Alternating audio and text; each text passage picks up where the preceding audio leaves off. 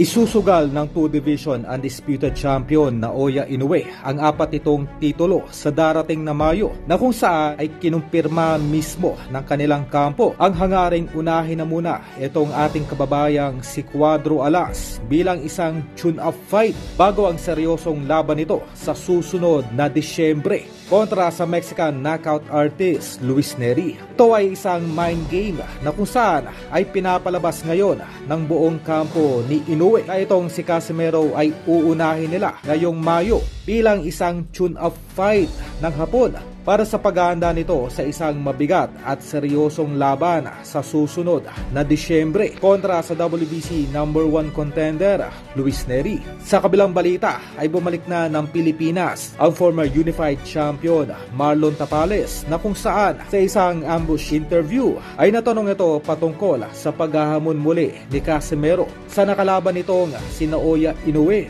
na kung saan ay mapapansin na naaburido itong si Tapales sa mga salitang binitawan noon ni Alas patungkol sa naging performance ng laban nito noong Martes kontra Inoue. Dahil ayon pa mismo dito kay Tapales ay hindi naman raw niya kilala itong si Alas. Kumbaga, ang pinapalabas dito ni Tapales na hindi na relevant ngayon sa mundo ng boxing itong si Casimero dahil ito sa kabiguan ng promoter ni Alas na mabigyan ng mabigat at seryosong laban itong si Casimero. Sumisito naman sa usapan si Del Casimero. Sino yun? Hindi mo kilala yun? Hindi mo kilala yun? Okay. Next question. Hindi ko alam kung napapalitaan mo pero sumisito naman sa usapan si John Del Casimero. Sino yun? Hindi mo kilala yun? Hindi mo kilala yun? Okay.